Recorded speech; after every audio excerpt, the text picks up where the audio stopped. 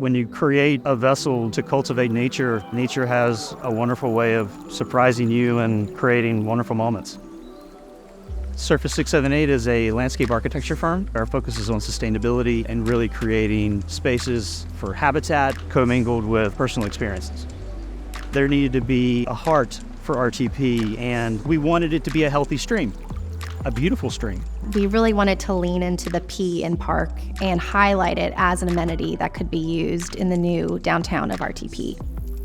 We introduce a lot of native species that foster habitat for insects, for wildlife, and then that begins to allow small reptiles and even small fish within the stream to exist. So you begin to see this ecology come to life, but we also wanted people to engage with it. We created a network of boardwalks along the perimeter, places to sit and pause. Having it accessible in an urban environment like this is what's going to be the hallmark of this project for decades to come.